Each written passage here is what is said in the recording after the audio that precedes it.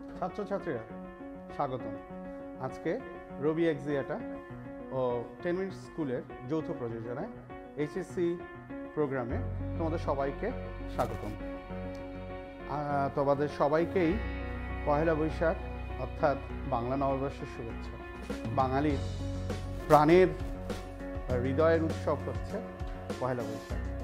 আশা করি সবাই সুন্দর সুস্থ থাকো এবং খুব সুন্দরভাবে বাকি পরীক্ষাগুলো দাও, এই কামনা করছি। আজকে যেহেতু প্রাণের বৈশাখ, তাই আজকে প্রথমেই পড়াবো আমাদের প্রাণ, তার মানে হচ্ছে হৃৎপিণ্ড। বন্ধুরা, আমরা মানব হৃৎপিণ্ড সম্পর্কে আজকে একটু জানব এবং মানব হৃৎপিণ্ড কত সহজে আঁকা যায় সেটাও একটু চেষ্টা করব, ঠিক আছে? তো চলো আমরা একটু দেখি, কারণ মানব হৃৎপিণ্ড থেকে তোমাদের অনেকগুলো প্রশ্ন হতে পারে।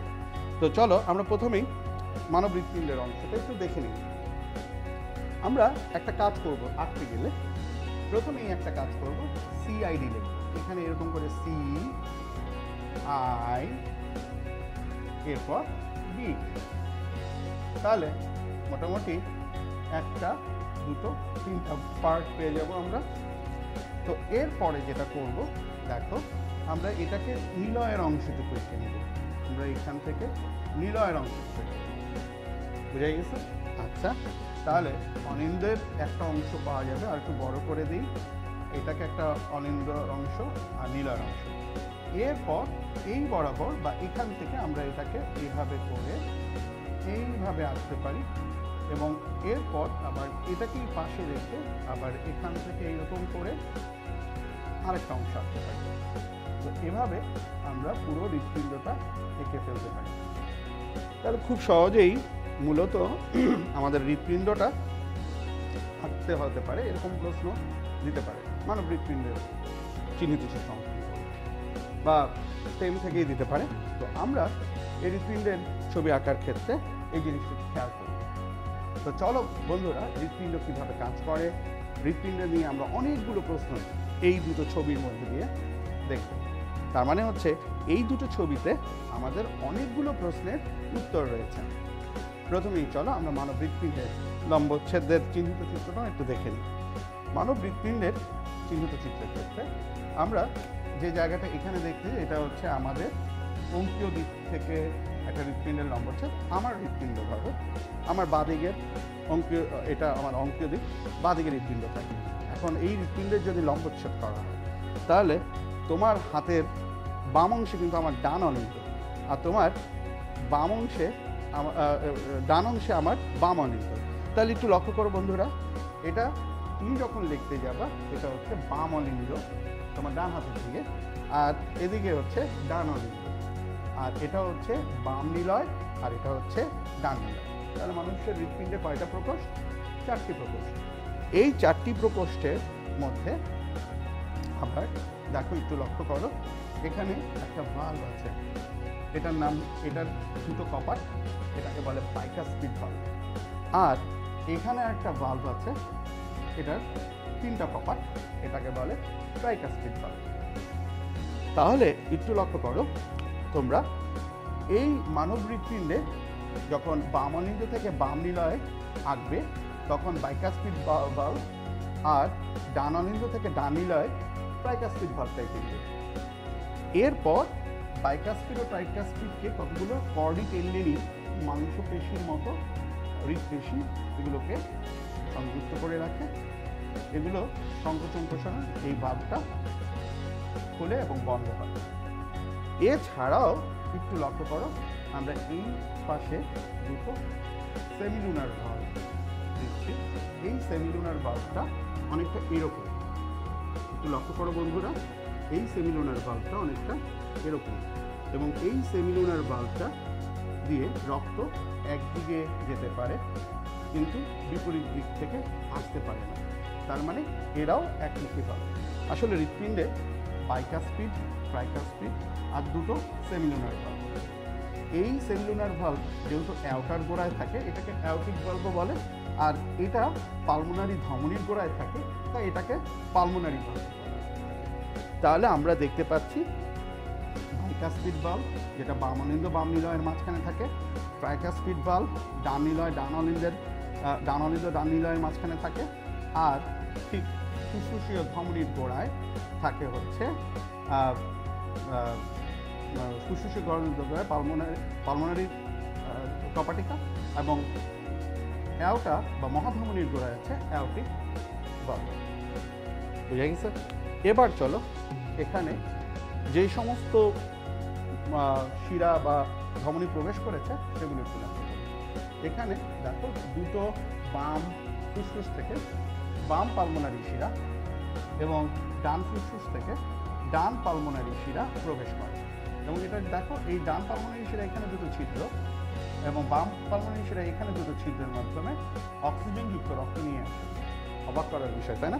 আমরা একটু পরে ব্যাখ্যা করছি এখানে কিভাবে অক্সিজেনযুক্ত রক্ত আসে। এবার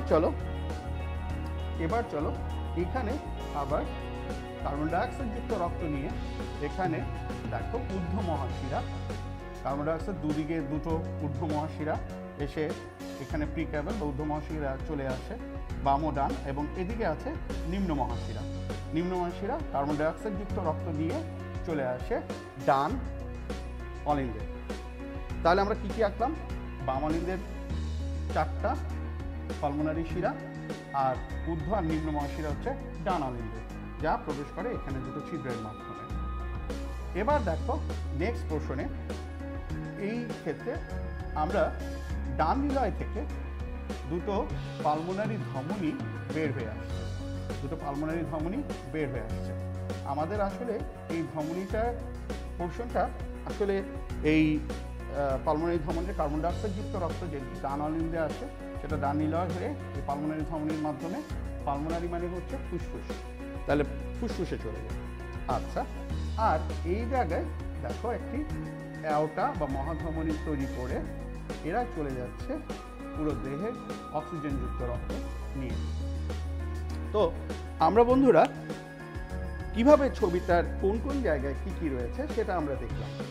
এবার চলো আমরা একটা হৃৎপিণ্ডকে একটু দেখে নেই। হৃৎপিণ্ডের পোর্শনটা এভাবে একটা হৃৎপিণ্ড রয়েছে।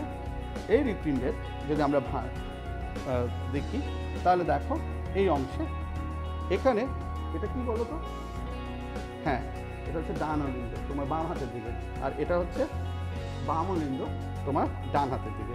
আর এটাও কিন্তু যেহেতু এটা বাম অলিন্দ, এটা বাম নিলয়, আর এটা যেহেতু ডান অলিন্দ তাই এটা হচ্ছে ডান নিলয়।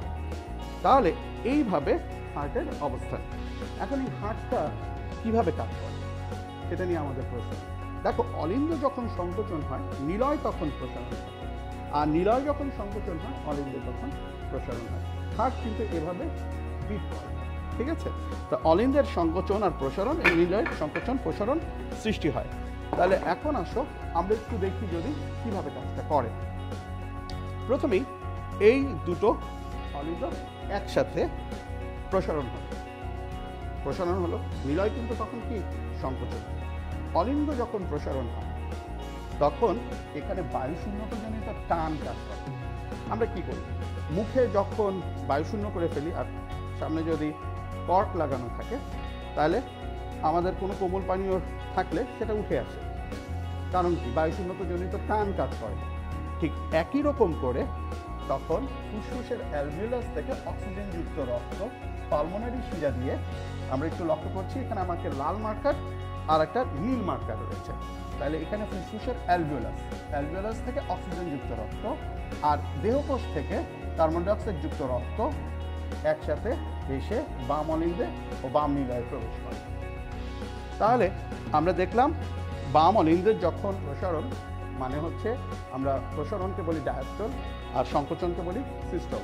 তাহলে এখানে বাম অলিন্দের যখন বাম নিলয়ের যখন বা অলিন্দের যখন প্রসারণ তখন পালমোনারি শিরা দিয়ে অক্সিজেনযুক্ত এবং দেহকোষ থেকে শিরাতন্ত্র দিয়ে কার্বন ডাইঅক্সাইড যুক্ত রক্ত বাম ও ডান অলিন্দে প্রবেশ করে।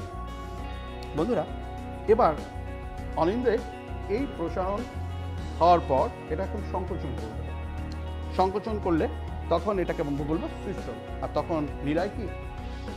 হ্যাঁ, এটা যদি সংকোচন অবস্থা হয় অলিন্দের তখন নিলয়ের কি হয়, প্রসারণ অবস্থা। তখন দেখা যায় এই বাইকাস্পিড ভালভ কর্ডি টেন্ডিনের মাধ্যমে খুলে যায়, ফলে বাম অলিন্দ থেকে বাম নিলয়ে এবং ডান অলিন্দ থেকে ডান নিলয়ে যথাক্রমে অক্সিজেনযুক্ত রক্ত, লাল রক্ত, বাম অলিন্দ থেকে বাম নিলয় আর ডান অলিন্দ থেকে ডান নিলয় নীল রক্ত চলে আসে। বন্ধুরা, এইভাবে দুটো চলে আসবে।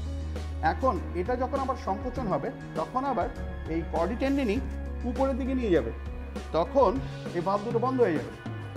আমি আবার বলছি, এটা যখন সংকোচন হচ্ছে নিলয় তখন প্রসারণ হচ্ছে। প্রসারণ হলে এই প্রসারিত যখন এটা চেম্বারটা প্রসারিত হবে তখন এই কর্ডি টেন্ডিনি অনেকটা পেশির মতো, হৃদপেশির মতো এটা ভালভ দুটোকে আটকে রাখে। যখন নিলয় প্রসারণ হয় তখন ভালভ দুটো নিচের দিকে খুলে যায়, তখন রক্তটা উপর থেকে নিচে চলে আসে। এখন এই দুটো রক্ত মানে অক্সিজেনযুক্ত রক্ত এবং কার্বন ডাইঅক্সাইড যুক্ত রক্ত নিলয় যখন সংকোচন হয় তখন কি আবার বিপরীত দিকে ফিরে যাবে না, এই দুটো রক্ত কি হবে, ভালভ দুটো তখন আবার বন্ধ হয়ে যাবে, কারণ ভালভ দুটো তখন কর্ডি টেন্ডিনি এটাকে আটকে ফেলে। তাহলে এইভাবে যখন এই দুটো রক্তকে আটকে ফেলে তখন রক্ত আরেকটা বিকল্প পথে যেতে যাবে। সেটা কি, সেটা হচ্ছে এখানে অ্যাওর্টা দিয়ে বের হয়ে আসবে আর এখানে পালমোনারি ধমনী দিয়ে এরা ফুসফুসে চলে যাবে। তাহলে আমরা আবার একটু লক্ষ্য করি, যখন নিলয়ের সংকোচন তখন এই অক্সিজেনযুক্ত রক্ত সারা দেহে, এটা হলো দেহকোষ, এই সারা দেহে চলে যাবে আর এইখানে কার্বন ডাইঅক্সাইড যুক্ত রক্ত পালমোনারি ধমনীর মাধ্যমে ফুসফুসে চলে যাবে অক্সিজেনযুক্ত হওয়ার জন্য। তাহলে বন্ধুরা, আমরা এভাবে দেখি হৃৎপিণ্ড সংকোচন এবং প্রসারণের মাধ্যমে সারা দেহে রক্ত সরবরাহ করে। তো বন্ধুরা, আমরা এ থেকে অনেকগুলো জিনিস জানার চেষ্টা করব। চলো একটু লক্ষ্য করি। দেখো, দ্বিচক্র রক্ত সংবহনতন্ত্র কাকে বলে, এ প্রশ্নটা আসতে পারে। তাহলে সেটার উত্তরটা কি, সেটার উত্তরটা এভাবে লিখবে, মানবদেহের রক্ত সঞ্চালন প্রক্রিয়া পালমোনারি চক্র ও সিস্টেমিক চক্র। মানে এই পালমোনারি ধমনী আর পালমোনারি শিরা মিলে একটা পালমোনারি চক্র, আর বাম নিলয় থেকে ধমনী এবং শিরা মিলে একটা সিস্টেম, মানে দেহের বিভিন্ন সিস্টেমে বা আমাদের বিভিন্ন তন্ত্রে রক্ত সরবরাহ করে, তাই এটা সিস্টেমিক চক্র। তাহলে দ্বিচক্র রক্ত সংবহন হচ্ছে মানবদেহে যে রক্ত সঞ্চালন প্রক্রিয়া পালমোনারি চক্র ও সিস্টেমিক চক্রের মাধ্যমে, দুটি চক্রের মাধ্যমে সম্পাদন হয়, তাকে দ্বিচক্র রক্ত সংবহন বলে। তারপরের একটা কোশ্চেন আমাদের আসতে পারে, এক ফোঁটা রক্তের গতিপথ আলোচনা করো। খুব গুরুত্বপূর্ণ প্রশ্ন বন্ধুরা, এটা যে এত সহজ প্রশ্ন, তুমি এই জিনিসটা জানতে পারলে, এই ছবিটা দিতে পারলেই তোমার কাছে এটা খুব সহজ হয়ে যাবে। একটু লক্ষ্য করো বন্ধুরা, দেখো, আমরা যদি ফুসফুসের অ্যালভিওলাসের কৈশিক জালিকা ধরি এখানে, তাহলে এক ফোঁটা রক্ত কি করলো, পালমোনারি শিরা হয়ে চলে আসলো বাম অলিন্দে। বাম অলিন্দে থেকে বাম নিলয়ে যাওয়ার পথে এখানে একটা ভালভ আছে, কি ভালভের নাম, বতে বাম বতে বাইকাস্পিড। মনে থাকবে, বতে বাম বতে বাইকাস্পিড। তাহলে বাইকাস্পিড ভালভের মাধ্যমে চলে আসবে। এরপর একটু লক্ষ্য করো, এই অ্যাওর্টা বা বাইকাস্পিড ভালভের মাধ্যমে চলে আসবে। এরপর বাম নিলয় থেকে এটা মহাধমনীর মাধ্যমে, বিভিন্ন ধমনীর মাধ্যমে কৈশিক জালিকায় যাবে। তার মানে এখানে ধমনীর মাধ্যমে দেহকোষের কৈশিক জালিকায় চলে যাচ্ছে। এরপর দেখো, দেহকোষের কৈশিক জালিকায় অক্সিজেন দেওয়ার পর অক্সিজেন ব্যাপিত হয়ে যাবে, কারণ যেন অন্তঃকোষীয় শ্বসনে অক্সিজেনের প্রয়োজন এবং গ্লুকোজ বা অন্যান্য খাদ্য উপাদান এখানে দহন হয়ে কার্বন ডাইঅক্সাইড উৎপন্ন হয়। সেই কার্বন ডাইঅক্সাইডটা আবার নিয়ে আসবে, আবার কি করবে, দেখো, কৈশিক জালিকা নিতে পারে। কেন কৈশিক জালিকা নিতে পারে? কারণ কৈশিক জালিকা এক স্তর বিশিষ্ট স্কোয়ামাস এপিথেলিয়াল দিয়ে তৈরি, কিন্তু ধমনী শিরা কখনোই কিন্তু এক স্তর দিয়ে না, ধমনী শিরা 3 স্তর বিশিষ্ট, যে কারণে কোনো জিনিস ধমনী বা শিরা থেকে কখনো দেহকলায় বা দেহকলা থেকে ধমনী বা শিরার গহ্বরে আসে না। কি হয়, এখানে এই জায়গায় শুধুমাত্র কৈশিক জালিকা ব্যাপিত করতে পারেন। কৈশিক জালিকা কেন করতে পারে? কারণ এক স্তর বিশিষ্ট স্কোয়ামাস এপিথেলিয়াল সেল দিয়ে তৈরি। এই এক স্তর বিশিষ্ট স্কোয়ামাস এপিথেলিয়াল সেলের মাধ্যমে এরা ব্যাপিত হয় এবং এরপরে দেখো, এরপরে কার্বন ডাইঅক্সাইড যুক্ত রক্ত শিরা হয়ে চলে আসে ডান অলিন্দে। তাহলে কোথায় আসবে? ডান অলিন্দে। ডান অলিন্দে থেকে আবার চলে যাবে ডান নিলয়ে, ডান নিলয় থেকে আবার পালমোনারি ধমনির মাধ্যমে ফুসফুসের কৈশিক জালিকায় চলে আসবে। তাহলে এই একটা ছবি তোমাকে দ্বিচক্রের সমস্যার সমাধান দিচ্ছে, সংজ্ঞার ব্যাখ্যাটাও তোমাকে বুঝিয়ে দিচ্ছে।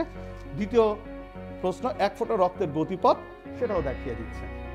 বন্ধুরা, তোমরা কিন্তু এভাবে একটা চক্রও কিন্তু উপস্থাপন করতে পারো খাতার ভিতরে, ঠিক আছে? এরপরে বা প্রবাহ পথ দেখাতে পারো বর্ণনার পরে। এরপরে আরেকটা প্রশ্ন হচ্ছে, হৃৎপিণ্ডের মাধ্যমে রক্তের প্রবাহ পথ বর্ণনা করো। তোমরা এটা খুবই গুরুত্বপূর্ণ। হৃৎপিণ্ডের মাধ্যমে রক্তের প্রবাহ পথ হৃৎপিণ্ড কিভাবে করে? যখন অলিন্দের সংকোচন হয়, বিশেষ করে প্রসারণ হয় বামালিন্দ বাম নিলয়, তখন কি হয়? তখন আমি বলেছি এই যে পালমোনারি শিরা আর দেহ থেকে এই শিরা বামালিন্দ, তাহলে শিরা চলে আসে। এরপর বামালিন্দ থেকে বাম নিলয় চলে আসে, বাম নিলয় চলে আসে এবং বাম নিলয় থেকে এটা ইসের মাধ্যমে যখন অলিন্দ সংকোচন হলো তখন বাম নিলয় চলে আসবে। বাম নিলয় যখন আবার সংকোচন হবে তখন আবার ধমনির মাধ্যমে সারা দেহে এবং এখানে পালমোনারি ধমনির মাধ্যমে ফুসফুসের দিকে চলে যাবে। তাহলে এটা হচ্ছে ফুসফুসের অ্যালভিওলাস, আর এগুলো হচ্ছে দেহকোষ, ঠিক আছে? আচ্ছা, তাহলে আমরা এক্ষেত্রে হৃৎপিণ্ডের মাধ্যমে পুরো রক্তের গতি প্রবাহ পথ বর্ণনা করতে পারবো। এরপর দেখো, হৃৎপিণ্ডের মাধ্যমে কার্ডিয়াক চক্র বর্ণনা করো। হ্যাঁ বন্ধুরা, কার্ডিয়াক চক্রর ক্ষেত্রে একটু বুঝতে হবে। নিলয়ের সংকোচনজনিত ঘাতচাপ, নিলয়ের সংকোচন হলে দেখা যায় বিশেষ করে বাম নিলয় থেকে অ্যাওর্টা বা মহাধমনী যখন যায় তখন আমাকে হাতের মধ্যে আমাকে রেডিয়াল ধমনী আমাকে ঘাতচাপ দেয় দিচ্ছে, বিশেষ করে নিলয় যখন সংকোচন হয়। তাহলে এই সংকোচনের হওয়ার পর যখন আবার প্রসারণ হয় তখন এটা একটা বিট। আমরা জানি যে সরল দোলকের দোলনকাল হচ্ছে ডান দিক দিয়ে ঘুরে বাম দিকে যেয়ে আবার ডান দিকে যাওয়া, পূর্ণ দোলন। ঠিক একই রকম একটা নিলয় যখন সংকোচন হয়ে আবার প্রসারণ হয় সেটাই হচ্ছে আমার একটা বিট, ঠিক আছে? তাহলে এখন দেখো, মানুষের 70 থেকে 80 বার যদি হয় একটা বিট বা 1 মিনিট বা 60 সেকেন্ডে, তাহলে একটা বিটের জন্য 0.8 সেকেন্ড প্রয়োজন। কত সেকেন্ড? 0.8 সেকেন্ড। তাহলে এখন চলো কার্ডিয়াক চক্রে কিভাবে কাজ হচ্ছে দেখো। অলিন্দের সংকোচনের জন্য সময় লাগে 0.1 সেকেন্ড। তাহলে একটা সংকোচনে 0.1 সেকেন্ড, কিন্তু আমার একটা বিটে কত সময়? 0.8 সেকেন্ড। তাহলে অলিন্দের সংকোচনে যদি 0.1 সেকেন্ড লাগে, তাহলে প্রসারণে অবশ্যই লাগবে 0.7 সেকেন্ড। এবং অলিন্দ এই দুটো সংকোচন হয় যখন, তখন 0.1 সেকেন্ডে রক্ত এখান থেকে এখানে চলে আসতে পারে। আবার এটা ভরতে সময় লাগে 0.7 সেকেন্ড। এরপর দেখো নিলয়ের ক্ষেত্রে, আমরা নিলয়ের ক্ষেত্রে প্রসারণ যখন হয় মানে অলিন্দের সংকোচন 1 সেকেন্ড, কিন্তু নিলয় তার রক্ত ভরতে 0.5 সেকেন্ড সময়। তাহলে আবার এক্ষেত্রে তার বিটটা কত? 8 সেকেন্ড। তাহলে 0.5 সেকেন্ড হলে বাকিটা আবার সংকোচন করতে কত সময় লাগবে? 0.8 থেকে 0.5 বিয়োগ দিলে 0.3 সেকেন্ড। তাহলে সংকোচনের ক্ষেত্রে 3 সেকেন্ড সময় লাগবে। তাহলে বন্ধুরা, এই ছবিটার মাধ্যমে তুমি এইটারও ব্যাখ্যা দিতে পারো কার্ডিয়াক চক্রের। এরপর চলো আমরা আরেকটা জিনিস জানতে চেষ্টা করি, সেটা হচ্ছে কৈশিক জালিকাকে। এটা আমি বলেছি এর আগেই। ধমনী শিরার মধ্যে পার্থক্য লিখো, খুবই গুরুত্বপূর্ণ। ধমনী এবং শিরার মধ্যে পার্থক্য একটু লক্ষ্য করো। যেটা হচ্ছে, এটা হচ্ছে ধমনী, তাই না? আর এটা হচ্ছে শিরা। আবার এটা হচ্ছে পালমোনারি ধমনী আর এটা হচ্ছে পালমোনারি শিরা। তবে ব্যতিক্রম হচ্ছে পালমোনারি ধমনী এবং শিরা, কিন্তু সিস্টেমিকটা হচ্ছে সারা দেহে রক্ত সরবরাহ করে। তাহলে তাই যদি হয়, ধমনীর উৎপত্তি হচ্ছে কোথায়? একটু লক্ষ্য করো। আমরা প্রথম একটা পয়েন্ট হচ্ছে উৎপত্তি। এই পয়েন্টের ক্ষেত্রে নিলয় থেকে ধমনীর উৎপত্তি। হ্যাঁ, বাম নিলয় থেকে ধমনীর উৎপত্তি হয়ে দেহের কৈশিক জালিকায় গিয়েছে, আবার ডান নিলয় থেকে পালমোনারি ধমনী ফুসফুসের কৈশিক জালিকায় চলে গেছে। তাহলে আমরা ধমনীর উৎপত্তি পেলাম, শিরার উৎপত্তি। শিরা দেখো, শিরা কিন্তু কৈশিক জালিকায় সৃষ্টি হয়, কৈশিক জালিকায় সৃষ্টি হয়ে পরিসমাপ্তি হয় বাম অলিন্দে। তাহলে আমরা উৎপত্তি এবং পরিসমাপ্তি দুটো জিনিসই এখান থেকে জানতে পারলাম। ধমনীর উৎপত্তি নিলয়, পরিসমাপ্তি কৈশিক জালিকায়, আর শিরার উৎপত্তি কৈশিক জালিকায়, পরিসমাপ্তি অলিন্দে, তাই না? দুটোই তো অলিন্দে প্রবেশ করে। এবার চলো বন্ধুরা, তোমরা আজকের বিষয়টা খুব দ্রুত শেয়ার করো বন্ধুদের কাছে, খুবই গুরুত্বপূর্ণ। কারণটা হচ্ছে আমাদের এর পরের যে লেকচারগুলো সেগুলোকেও আমরা অনেক কিছু ভিডিও এবং ভিজুয়াল কিছু জিনিস দিয়ে সাজিয়েছি, এবং যার মাধ্যমে তোমরা শেষ মুহূর্তের কিছু প্রস্তুতি নিতে পারবে, অনেক কিছু ক্লিয়ার হয়ে আসবে। কারণটা হচ্ছে এই ভিডিও এবং এই যে ফিগারগুলো এগুলো কিন্তু অনেক কিছু বোঝায়, তোমরা অনেক কিছু এখানে সেভ করে রেখো, কারণ এই ছবিগুলো তোমার পড়ার সময় কাজে লাগবে। তো অবশ্যই বন্ধুদের শেয়ার করতে ভুলো না।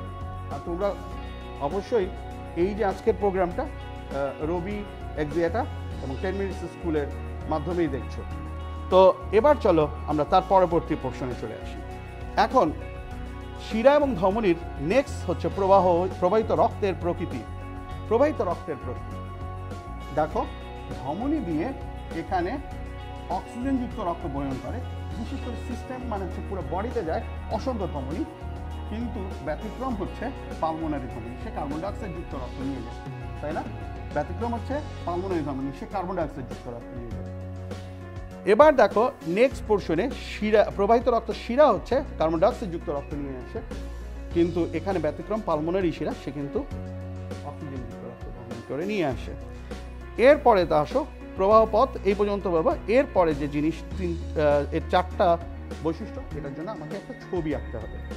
দেখো এই দুটো ছবি আমি পাশাপাশি এঁকেছি, এটা হচ্ছে ধমনীর ছবি আর এটা হচ্ছে শিরার ছবি। আচ্ছা, এখানে আমি কিন্তু দেখো প্রস্থচ্ছেদ করেছি আর এখানে লম্বচ্ছেদ করে দেখাচ্ছি। কারণটা আছে, আমি প্রস্থচ্ছেদের মাধ্যমে এর 3টে স্তর অত্যন্ত পুরু, এবং এর বিশেষ করে টিউনিকা এক্সটার্না, টিউনিকা মিডিয়া মাঝখানেরটা, একেবারে ভিতরটা যেটা লুমেন বা গহ্বরের সাথে, সেটা হচ্ছে ইন্টিমা দেখাচ্ছি, এবং এর অত্যন্ত পুরু স্তর, লুমেনটা এই জন্য ছোট হয়ে আসছে। তাহলে একটু লক্ষ্য করো, লুমেন যদি ছোট হয় আর যদি প্রাচীর যদি পুরু হয়, তাহলে লুমেনটা অবশ্যই ছোট হবে। আর লুমেন যেহেতু ছোট, আর একটা বিষয়, বাম নিলয় এবং ডান নিলয় যখন সংকোচন করে তখন এটা সংকোচনজনিত চাপ কাজ করে। তাহলে দেখো, একে তো লুমেন ছোট, তার মধ্যে আবার চাপ দিচ্ছে, তাহলে এখানে রক্তচাপ কি হবে, কম না বেশি? হ্যাঁ, অবশ্যই রক্তচাপ এখানে বেশি হবে, অবশ্যই রক্তচাপ সেখানে বেশি, এবং রক্তচাপ বেশি হওয়ার কারণে এখানে আমরা যে কোনো যেটা হৃদস্পন্দন পাই, আমরা অনেক সময় পালস দেখি, এই পালসটা কারণ হচ্ছে এই সংকোচনের কারণে একটা ঘাত দেয়, এই নিলয় সংকোচনের কারণে যে নারী ঘাত চাপ পাই, এই চাপটা আমরা উপলব্ধি করতে পারি। আবার দেখো শিরার ক্ষেত্রে এর প্রস্থচ্ছেদ, এটা লম্বচ্ছেদ, তাই না? আচ্ছা, প্রস্থচ্ছেদে একটু লক্ষ্য করো, শিরার প্রাচীরগুলো কিন্তু অনেক পাতলা। যদি প্রাচীর পাতলা হয়, এর আগে পড়েছি প্রাচীর পুরু, লুমেন ছোট, তাহলে এখানে প্রাচীর পাতলা, তাহলে লুমেনটা কি হবে? লুমেনটা অবশ্যই বড়, অবশ্যই বড়, এবং লুমেনটা বড়। এখন আসো শিরা কিন্তু অলিন্দের প্রসারণজনিত কারণে, প্রসারণ হলে তখন এই শিরা দিয়ে রক্ত আসে, বিশেষ করে নিচের থেকে একটা, উপর থেকে পালমোনারি শিরা, তো এই শিরা দিয়ে আসে। এখন এই প্রসারণটা এখানে টান কাজ করে, চাপ কাজ করে না। নিলয় সংকোচনে যেমন চাপ কাজ করে, অলিন্দের প্রসারণে কি করে, টান কাজ করে। তাহলে চাপ বেশি শক্তিশালী না টান বেশি শক্তিশালী? এক্ষেত্রে মনে রাখবা চাপ বেশি শক্তিশালী, টান কিন্তু কম শক্তিশালী, ফলে রক্ত আসতে চায় না। তাই এই শিরার গায়ে একমুখী কপাটিকা রয়েছে, যা রক্তকে সামনের দিকে আগাতে দেয়, পিছনের দিকে যেতে দেয়। তাহলে শিরার গায়ে আমরা একমুখী ভাল্ব দেখব। তাহলে আমার এই 4টা পয়েন্ট আমার বুঝে গেছে যে প্রাচীর ওটার পুরু, এটা পাতলা, লুমেন ওটার ছোট, এটার বড়, বিশেষ করে ধমনী ওটা, এটা শিরা, কপাটিকা ওটা ধমনীতে থাকে না, শিরাতে থাকে। রক্তচাপ এখানে উচ্চ, এখানে রক্তচাপ নিম্ন বা রক্তচাপ কম তুলনামূলক। এরপরে চলো বন্ধুরা, আমরা একটু পালমোনারি ধমনী ও পালমোনারি শিরার পার্থক্য, এটাও আমরা পারব। তাহলে আমরা এই যে প্রথমে বলেছি হৃৎপিণ্ড আমরা পড়ছি বৈশাখের প্রাণী, তো আমরা যদি এটা বুঝতে পারি, জানতে পারি, তাহলে আমাদের কিন্তু সফলতা আসবে, যে না আমরা ভালো করে উত্তর দিতে পারবো। এবং এই জায়গার প্রশ্নটা খুবই গুরুত্বপূর্ণ। চলো বন্ধুরা, এর পরের পোর্শনে আমরা আজকে আলোচনায় যাই। এর পরের পোর্শনে হচ্ছে মানবদেহের শ্বাস গ্রহণ ও শ্বাস ত্যাগের কৌশল। চলো আমরা এর সামনের দিকে আগাচ্ছি, পরের দিকে যাচ্ছি।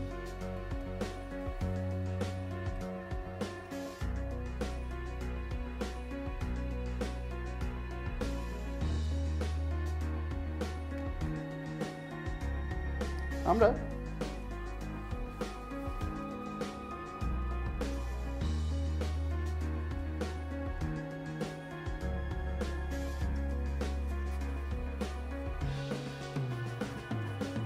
একটু লক্ষ্য করি, আমরা আজকে এখন যেটা পড়ব সেটা হচ্ছে হৃৎপিণ্ডের সাথে আরেকটা জিনিস সম্পর্কিত, সেটা অবশ্যই অবশ্যই অবশ্যই ফুসফুস। এবং এই ফুসফুসটা নিয়ে আমরা একটু আলোচনা করতে হবে আমাদের, ঠিক আছে? এখন এই ফুসফুসের ক্ষেত্রে একটু লক্ষ্য করো, আমরা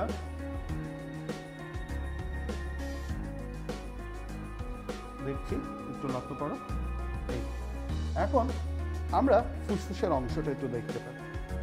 আমাদের ফুসফুসে প্রথমেই আছে নাসারন্ধ্র, তারপর নাসা গহ্বর, তারপর আছে গলবিল, তারপর রয়েছে ল্যারিংস অর্থ শ্বাসনালী, ষড়যন্ত্র বা ভয়েস বক্স, ঠিক আছে? এরপর আছে ট্রাকিয়া বা শ্বাসনালী, তারপর ব্রঙ্কাস দুটো, এবং ব্রঙ্কিওল, এবং লাস্টে রয়েছে অ্যালভিওলাস। এই কিন্তু আমাদের পুরো শ্বসনতন্ত্রের অংশ নয়, আরও কিছু জিনিস আছে যারা আমাদের শ্বাস গ্রহণ ও শ্বাস ত্যাগে সহযোগিতা করে। তার মধ্যে আছে এখানে পুরশুকা বা রিবস এবং ইন্টারকোস্টাল পেশি। আমরা প্রত্যেকটা রিবসের মাঝখানে ইন্টারকোস্টাল পেশি থাকে, আর আছে হচ্ছে ডায়াফ্রাম বা মধ্যচ্ছেদা। ডায়াফ্রাম বা মধ্যচ্ছেদা হচ্ছে বক্ষ গহ্বর ও উদর গহ্বরকে পৃথককারী পর্দা। এখন কথা হচ্ছে এখানে শ্বাস গ্রহণ ও শ্বাস ত্যাগের ক্ষেত্রে কিভাবে কাজ করে, ঠিক আছে? আমরা একটু দেখি, এটা একটা ভিডিও আমরা দেখতে চাচ্ছি, ভিডিওটা আমরা একটু দেখবো এখন। চলো,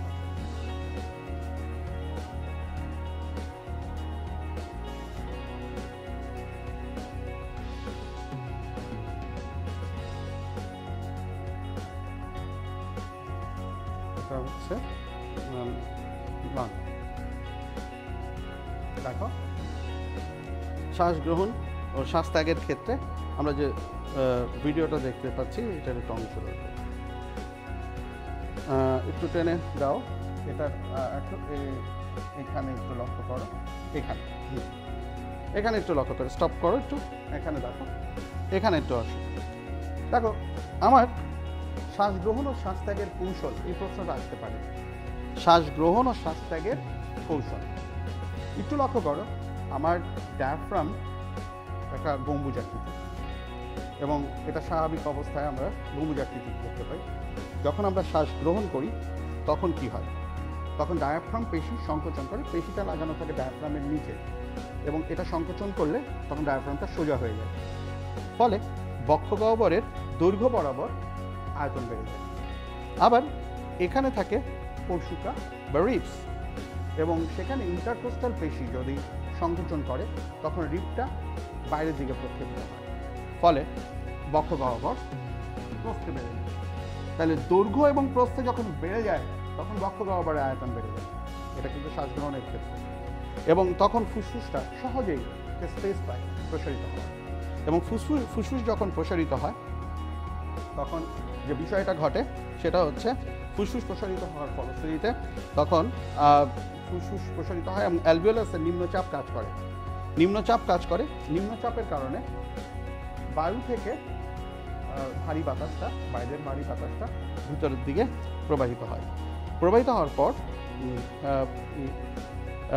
ভিতরের দিকে প্রবাহিত হয়, এবং এর ফলশ্রুতিতে আমরা শ্বাস গ্রহণ করি, এবং অ্যালভিওলাস কিন্তু অক্সিজেন গ্রহণ করে। আবার যখন এখানে যখন আবার শ্বাস ত্যাগের কথা আসে তখন যে ঘটনাটা ঘটে, তখন আবার আমার ডায়াফ্রামের পেশি প্রসারিত হয়, ফলে ডায়াফ্রাম স্বাভাবিক অবস্থায় চলে আসে গম্বুজাকৃতির, তখন আবার আয়তনটা কমে যায়। একই সাথে রিবস ইন্টারকোস্টাল পেশি প্রসারিত হওয়ার ফলে রিবস কিন্তু তখন আবার নিচের দিকে প্রক্ষেপিত করে, ফলে বক্ষগহ্বরের আয়তন কমে যায়, ফুসফুস তখন সংকোচন হয়, এবং ফুসফুস সংকোচন হলে তখন ফুসফুসের অ্যালভিওলাসের বায়ুটা অত্যন্ত ভারী হয়, তখন ভিতরের বায়ুটা বাইরে বাতাসটা যখন হালকা থাকে তখন কার্বন ডাইঅক্সাইড যুক্ত বাতাস তখন বাইরে চলে আসে। এভাবেই আমরা শ্বাস গ্রহণ ও শ্বাস ত্যাগের ক্ষেত্রে কিছু বৈশিষ্ট্য দেখি। আমরা এর পরবর্তী স্লাইডে যাচ্ছি।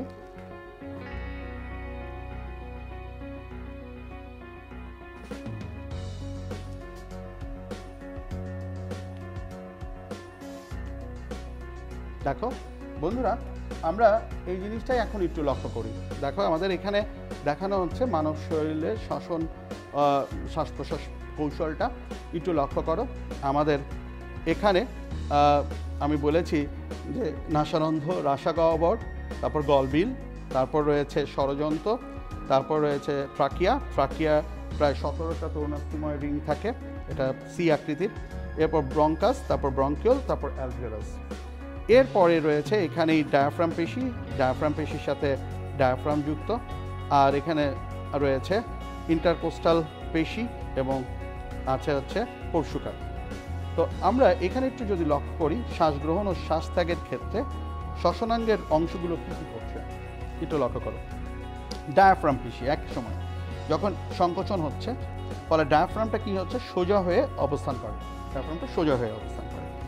ইন্টারকোস্টাল পেশি তখন আমাদের কি হচ্ছে, বক্ষগহ্বর দৈর্ঘ্যে বাড়ছে, আবার ইন্টারকোস্টাল পেশি তখন সংকুচিত হচ্ছে, তখন পরশুকা কী করছে, দেহের বাইরের দিকে প্রসারিত হচ্ছে, ফলে বক্ষগহ্বর প্রস্থে বাড়ছে। যখন দৈর্ঘ্য এবং প্রস্থে বাড়ে তখন বক্ষগহ্বরের আয়তনটা বাড়ে, এবং আয়তনটা বাড়লে তখন বক্ষগহ্বর আয়তন বৃদ্ধি পায় এবং ফুসফুস তখন একটা স্পেস পাচ্ছে প্রসারিত হওয়ার। ফুসফুস যখন স্পেস পায় প্রসারিত হওয়ার, তখন অ্যালভিওলাস কিন্তু বায়ুশূন্যতাজনিত টান কাজ করে। বায়ুশূন্যতাজনিত টান কাজ করার কারণে তখন কি হচ্ছে, তখন বায়ু প্রবাহ হচ্ছে আমার নাসারন্ধ্র থেকে অ্যালভিওলাসের দিকে, আর তখন গ্যাসেরও বিনিময় হচ্ছে। বন্ধুরা, এভাবেই তোমরা শ্বাস গ্রহণ ও শ্বাস ত্যাগের কৌশলটা পয়েন্ট আকারে লিখবে, কারণ যত পয়েন্ট করে লিখবে তত যারা খাতা পর্যবেক্ষণ করবে নিরীক্ষক তাদের জন্য খুব সুবিধা হবে, এবং ছবি তো অবশ্যই দিতে হবে। এটার সাথে অবশ্যই শ্বাস গ্রহণ ও শ্বাস ত্যাগের যে ছবিটা আছে তোমাদের বইয়ে সেটা দিতে হবে। এবার আরেকটা জিনিস একটু খেয়াল করো যে মানুষের 23 সপ্তাহ বয়সে প্রথম কিন্তু অ্যালভিওলাসের ভিতরে সারফেক্টেন্ট, অবশ্যই এটা সারফেক্সেন্ট না, সারফেক্টেন্ট, ঠিক আছে? এটা লিখতে গেলে অনেকের ভুল হতে পারে। তো এই ক্ষেত্রে সারফেক্টেন্ট ক্ষরণ হয়, এবং এই ক্ষেত্রে এই সারফেক্টেন্ট থাকার কারণে অ্যালভিওলাস কিন্তু খুব সহজেই অক্সিজেন গ্রহণ ও কার্বন ডাইঅক্সাইড ত্যাগ করতে পারে। তো চলো বন্ধুরা, এরপরে আমরা একটা জিনিস গুরুত্বপূর্ণ বিষয় একটু দেখে নিই। সেটা হচ্ছে আমরা যে ছবিটা এর আগে দেখিয়েছিলাম সেটার মতো এই ছবিটা, এবং এই ছবিটাই আসলে কাজ করে। এটা হচ্ছে অক্সিজেন এবং কার্বন ডাইঅক্সাইড পরিবহন, ঠিক আছে? আমরা অক্সিজেন এবং কার্বন ডাইঅক্সাইড পরিবহনটা একটু লিখবো, এবং এর সাথে সাথে আমরা অন্তঃশ্বসন ও বহিঃশ্বসনের পার্থক্য দেখব। চলো আমরা অক্সিজেন পরিবহনের প্রথমে যাই, ঠিক আছে? অ্যালভিওলাসের এই অংশ থেকে অক্সিজেন পরিবহন করে প্রায়, দেখো 70% অ্যালভিওলাস কিন্তু ভৌত দ্রবণ, মানে রক্ত, পানির আন্তঃনাবিক স্থানে যেমন অক্সিজেন দ্রবীভূত থাকে তেমনি মাছ শ্বাস প্রশ্বাস করে, ঠিক একই রকম করে এই 2% রক্তরসের ভৌত দ্রবণ হিসেবে থাকে। এর 0.2 ml অফ অক্সিজেন থাকে পার 100 ml ব্লাড। এরপরে দেখো রাসায়নিক যৌগ রূপে হয় 98%। কীভাবে? আমরা হিমোগ্লোবিনের সাথে দেখি অক্সিজেন যুক্ত হয়ে অক্সিহিমোগ্লোবিন রূপে সঞ্চারিত হচ্ছে। তো এভাবে আমরা দেখি এই পষ্টে এভাবে সঞ্চারিত হচ্ছে। এখন দেখো একটু আরেকটা বিষয়, কার্বন ডাইঅক্সাইড এইখানে যে বিষয়টা ঘটছে সেটা কিন্তু আমাদের বহিঃশ্বসনের পার্ট। এখানে শ্বাস গ্রহণ শ্বাস ত্যাগ চলছে, সেটা আমরা একটু আগে আলাপ করলাম। এরপর বাকিটা হচ্ছে পালমোনারি শিরা, বামানিন্দ, বামনিলয় এবং ধমনির মাধ্যমে সেটা হচ্ছে অক্সিজেন পরিবহন, এবং কোষের ভিতরে অক্সিজেন যেখানে গ্লাইকোলাইসিস, অ্যাসিটাইল কোয়ে, ক্রেবস চক্র, ইটিএস চক্র চলছে, সেটা হচ্ছে অন্তঃশ্বসনের বিষয়। এবং তারপর সেখান থেকে যে কার্বন ডাইঅক্সাইডটা উৎপন্ন হয় সেটা আবার এখানে চলে আসে। এখন এই কার্বন ডাইঅক্সাইড পরিবহনটা হবে কীভাবে? যেমন এখানেও ভৌত আর রাসায়নিক যেমন আছে, এখানে অবশ্য আমরা রক্তরস আর রক্তকণিকার ক্ষেত্রে বিশেষ করে লোহিত রক্তকণিকার অবস্থানটা দেখি। দেখো ভৌত দ্রবণদ্রব্যে শতকরা 5 ভাগ হয়। দেখো কিভাবে পানির সাথে কার্বন ডাইঅক্সাইড বিক্রিয়া করে অ্যানহাইড্রেজ এনজাইমের মাধ্যমে এখানে কার্বনিক অ্যাসিড তৈরি করে, যেটা প্রতি হাজার এক অণু এটা সঞ্চালিত হয়, এটা H পজিটিভ আর বাইকার্বনেট মূলক তৈরি করে। এরপর দেখো এটা হচ্ছে রক্তরসে, আবার লোহিত রক্তকণিকার মধ্যে পানি থাকে, সেখানেও কিন্তু একই রকম। এবার কার্বামিনো যৌগরূপে এটা হচ্ছে বিশেষ করে প্রোটিন, রক্তরসে থাকে প্রোটিনের কোনো না কোনো জায়গায় অ্যামাইনোমূলক থাকে, সেই অ্যামাইনোমূলকের সাথে কার্বন ডাইঅক্সাইড বিক্রিয়া করে কার্বামিনো প্রোটিন তৈরি করে। আর লোহিত রক্তকণিকায় হিমোগ্লোবিনের সাথে এরা কি করে, হিমোগ্লোবিন তো একটা মেটালোপ্রোটিন, হিম মানে আয়রন আর গ্লোবিন হচ্ছে গ্লোবিলিন প্রোটিন, তাহলে এক্ষেত্রে এটার কোনো না কোনো জায়গায় অ্যামাইনোমূলক থাকবে এবং তার সাথে কার্বন ডাইঅক্সাইড বিক্রিয়া করে কার্বামিনো হিমোগ্লোবিন রূপে পরিবাহিত হবে। আমরা এখানে দেখতে পাচ্ছি কার্বামিনো হিমোগ্লোবিন রূপে পরিবাহিত হচ্ছে। এরপরে বাইকার্বনেট, আমরা জানি রক্তরসে সবসময় সোডিয়ামের লবণ থাকে আর রক্তকণিকায় থাকে পটাশিয়ামের লবণ, তাহলে এখানে যদি বাইকার্বনেট সৃষ্টি হয় তাহলে রক্তরসে সেটা সোডিয়াম বাইকার্বনেট আর রক্তকণিকায় সেটা পটাশিয়াম বাইকার্বনেট রূপে সঞ্চালিত হবে। তাহলে আমরা এর মাধ্যমে অক্সিজেন এবং কার্বন ডাইঅক্সাইড পরিবহন প্রক্রিয়াটা জানতে পারছি এই ছবির মাধ্যমে। এরপরে একটু লক্ষ্য করো বহিঃশ্বসন আর অন্তঃশ্বসন একটু পার্থক্য দেখে নিই। একটু লক্ষ্য করো, এটা কিন্তু একটা ভৌত প্রক্রিয়া, শ্বাস গ্রহণ শ্বাস ত্যাগ, এটা একটা ভৌত প্রক্রিয়া, এখানে কোনো রাসায়নিক বিক্রিয়া হয় না। কিন্তু এখানে হচ্ছে গ্লাইকোলাইসিস, অনেক জৈব যৌগ তোমরা ফার্স্ট পার্টে পড়েছো যে গ্লাইকোলাইসিস অ্যাসিটাইল প্রচুর এখানে মাইটোকন্ড্রিয়ায় ঘটে, কেপস চক্র, ইটিএস চক্র, এবং সেখানে প্রচুর এনজাইম থাকে, এনজাইম কিন্তু জৈব রাসায়নিক বিক্রিয়াগুলো সংঘটিত করে। তাহলে এক্ষেত্রে ভৌত প্রক্রিয়া এটা হচ্ছে জৈব রাসায়নিক প্রক্রিয়া, ঠিক আছে। এটা কিন্তু দেহের শ্বসনাঙ্গে ঘটে, এটা কিন্তু কলাকোষে ঘটে, ঠিক আছে। এখানে এনজাইমের উপস্থিতি দরকার হয় না, এখানে এনজাইমের উপস্থিতি প্রয়োজন আছে। এখানে শক্তি উৎপাদন হয় না, এখানে শক্তি উৎপাদন হয়। তাহলে আমরা অনেকগুলো পার্থক্য এর মাধ্যমে দেখলাম। আর এছাড়াও লিখতে পারো যে এটা 2টো ধাপ, এটা হচ্ছে 4টি ধাপে ভাগ করা। তো বন্ধুরা, আমরা খুব দ্রুত অন্যান্য বন্ধুদেরকে একটু জানিয়ে দেই যে আমরা বাকি যে অংশটা আছে ওই অংশটাও আমরা কিছু ভালো ভালো জিনিস শিখবো, যেগুলো আমাদের সামনের পরীক্ষা আছে সেটা প্রস্তুতি নিতে খুব সহায়তা করবে। এবার চলো বন্ধুরা, আমরা এর পরের প্রশ্নে একটু চলে যাই, যেটা খুবই গুরুত্বপূর্ণ, সেটা হচ্ছে কিডনি। একটু লক্ষ্য করো, মানুষের উদরে গহ্বরে পৃষ্ঠ দিকে 2টো কিডনি আছে এবং এই কিডনি দুটো থেকে ইউরেটার, দুটো মূত্রনালী এবং তারপর একটা মূত্রথলি ব্লাডার এবং একটা ইউরেথ্রা বের হয়ে আসে। তো এক্ষেত্রে এই দুটোর মধ্যে দেখা যাচ্ছে আমার যেটা হচ্ছে ডর্সাল আউটা দিয়ে ধমনী অক্সিজেনযুক্ত রক্ত অবশ্যই নেই, তারা ইউজ করে। আমরা শরীরে যত নাইট্রোজেন যুক্ত বর্জ্য উপাদান আছে সেটা নিয়ে যায় এবং নিয়ে এটা ফিল্টার করে। কিডনি হচ্ছে একটা ঠাকুর যন্ত্র, সেকে পরিশোধিত রক্ত নিয়ে আসে শিরা। আমরা এটাই একটু কনফিউজ হয়ে থাকে অনেকে, মনে করি যে ধমনী দিয়ে মনে হয় বিশুদ্ধ রক্ত যায় আর শিরা দিয়ে মনে হয় দূষিত রক্ত, ছোটোবেলা থেকে অভ্যস্ত, কিন্তু আসলে তা না। বিষয়টা হচ্ছে ধমনী, এখানে রেনাল ধমনী দিয়ে অক্সিজেন যায়, কিডনিটা কাজ করতে গেলে যে অক্সিজেন প্রয়োজন সেই অক্সিজেন যায়, তার সাথে নাইট্রোজেন গঠিত বর্জ্য পদার্থগুলো যায়, অ্যামোনিয়া, ইউরিয়া, থাইউরিয়া, ক্রিয়েটিনিন এগুলো যায়। আবার সেগুলো পরিশোধিত হয়ে এই রেনাল শিরা দিয়ে আবার এখানে ইনফেরিয়র ভেনা কেভা বা নিম্ন মহাশিরা দিয়ে হৃৎপিণ্ডে চলে যায় পরিশোধিত রক্ত দিয়ে। তাহলে আমাদের এই বিষয়টা একটু বুঝতে হবে। চলো আমরা একটা ভিডিও দেখি, ভিডিও দেখলে আমরা বুঝতে পারবো বৃক্কের গঠনগতটা, বৃক্কে কীভাবে মূত্র সৃষ্টি হয়। চলো এক্ষেত্রে আমরা কিডনি এটা দেখি এই পাশে।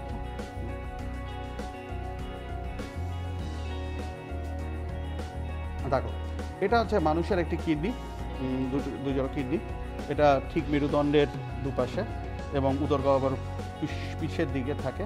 এর উপরে অবশ্য অ্যাড্রেনাল গ্ল্যান্ড আছে।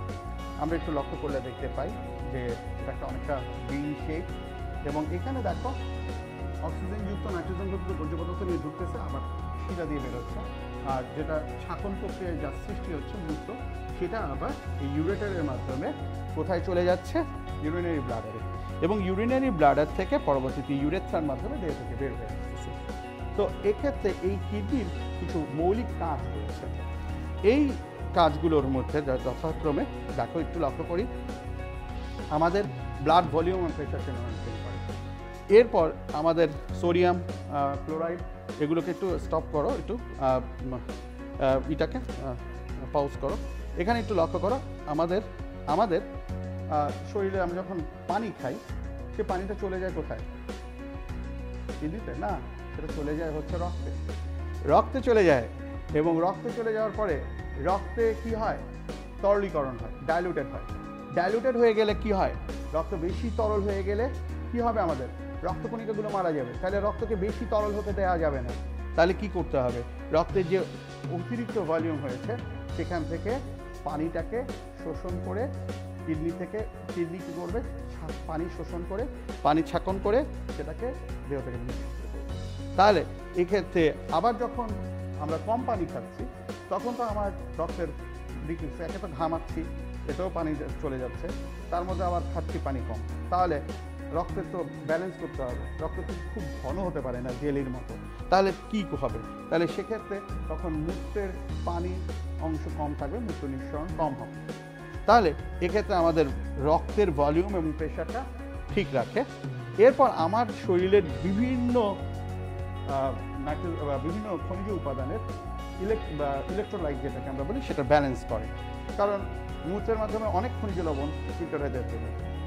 এখন কথা হচ্ছে আরেকটা জিনিস করবে, সেটা হচ্ছে লাস্ট, সেটা হচ্ছে আমার নাইট্রোজেন ঘটিত বর্জ্য পদার্থ যেগুলো আছে, ইউরিয়া, ইউরিক অ্যাসিড এবং ক্রিয়েটিনিন, সেগুলো দেহ থেকে নিঃসরণ করে বের করে দেবে। তাহলে আমরা এই তিনটা কাজ দেখতে পাচ্ছি। এর পরের অংশটা চলো, এরপরে তাহলে এখন আসো আমরা না এটাই চালু করো এবং এর পরের অংশ একটু দেখি। না, এটা প্রথম থেকেই ধরো। হ্যাঁ, এবার কিডনির পোর্শনটা একটু লক্ষ্য করি। কিডনিকে লম্বচ্ছেদ করলে আমরা অনেকগুলো রেনাল পিরামিড দেখব, এবং এই পিরামিডের মধ্যে অসংখ্য নেফ্রন আছে, প্রায় 10 লক্ষ নেফ্রন থাকে, এবং এটার এই অবতল অংশটাকে আমরা বলি হাইলাস। এবং এই কিডনি লোবিউলের ভিতরে আমরা দেখো জুম করলে দেখা যাচ্ছে অসংখ্য নেফ্রন। এই নেফ্রনটা হচ্ছে গঠনগত কার্যগত, এবং এই যে রক্তনালী আসতেছে এটা হচ্ছে ধমনীর অংশ, রেনাল ধমনীর অংশ। এবার দেখা যাচ্ছে এই রেনাল ধমনী অ্যাফারেন্ট বলি, অন্তর্মুখী, আর এটা হচ্ছে ইফারেন্ট। এটা দিয়ে ঢুকবে, এখানে একটা কৈশিক জালিকা তৈরি করবে, কৈশিক জালিকার মাধ্যমে ব্যাপিত হবে, এবং তারপর পরিশোধিত রক্ত ওই দিকে চলে যাবে। এখন এইখানে যেটা ঘটছে, এই গ্লোমেরুলাস আর এই বোমান্স ক্যাপসুল, এই হচ্ছে মালপিজিয়ান বডি, এটাকে আমরা বলি মালপিজিয়ান বডি। এই মালপিজিয়ান বডির ভিতরে দেখো এই রক্ত থেকে ছেঁকে কি হচ্ছে? পানি, খনিজ লবণ, গ্লুকোজ চলে আসছে। এটা প্রয়োজনীয় উপাদান। এছাড়া নাইট্রোজেন ঘটিত বর্জ্য উপাদানও চলে আসছে, অপ্রয়োজনীয় উপাদান। তাহলে প্রয়োজনীয় এবং অপ্রয়োজনীয় উপাদান এটা কি হচ্ছে?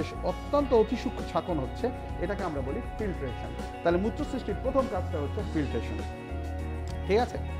এরপর ফিল্ট্রেশন করার পরে এটা প্রক্সিমাল রেনাল টিবিউল, এটা এখান থেকে যেটা বের হয়ে আসে এটা প্রক্সিমাল রেনাল টিবিউল হয়ে এদিকে যাবে। স্টপ করো একটু। এরপর দেখো এখানে যখন আসবে তখন স্টপ, একটু লক্ষ্য করো, এখানে যখন আসবে তখন প্রয়োজনীয় উপাদান, অপ্রয়োজনীয় উপাদান দুটোই যাচ্ছে। এটা হচ্ছে প্রক্সিমাল লুপ অফ হেনলি, এরপর তারপর থাকবে ডিস্টাল। তো এই লুপ অফ হেনলি এবং প্রক্সিমাল এই অংশ থেকে প্রয়োজনীয় উপাদানগুলো আবার কিছু আবার ওই যে ইফারেন্ট যেটা অন্তর্মুখী হয়েছিল তার একটা অংশটা আবার বহির্মুখী ছিল, সেটাই আবার এখানে পেরিটিউবুলার ক্যাপিলারি বা আরেক ধরনের কৈশিক জালিকা। এক্ষেত্রে মনে রাখবা, অন্তর্মুখী ধমনী আর বহির্মুখী ধমনী গ্লোমেরুলাস তৈরি করে, আর বহির্মুখী ধমনী আবার এই নেফ্রনের অংশ বা বৃক্কনালীগুলোর চারদিকে পেরিটিউবুলার ক্যাপিলারিস তৈরি করে।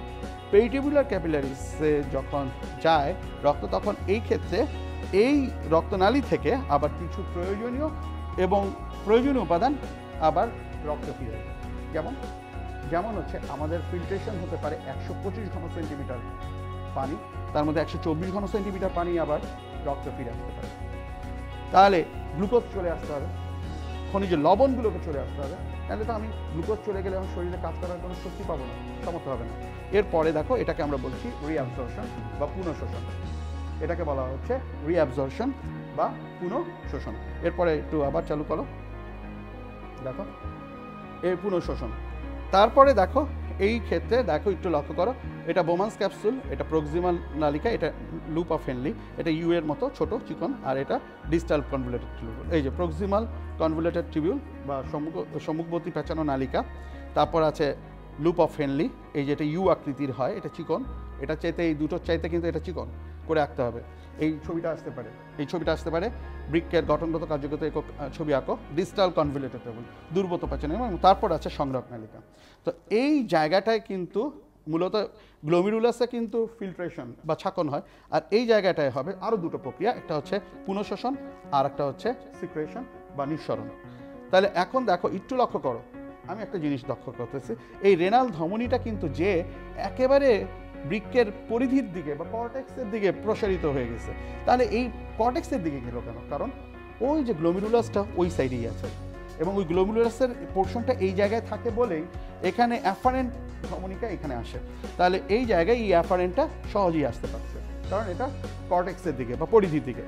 আর এরপরে এই অ্যাফারেন্ট এখানে গ্লোমেরুলাস তৈরি করলো, এটা একটা কৈশিক জালিকা, আর এটা হচ্ছে ইফারেন্ট।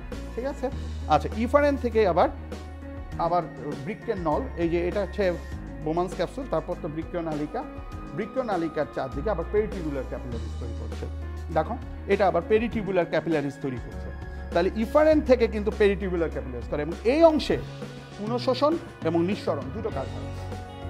পুনঃশোষণ এবং নিঃসরণ দুটো কাজ হচ্ছে। দেখো এদিকে একটু স্টপ করে দিও, যখন দেখে একটু স্টপ।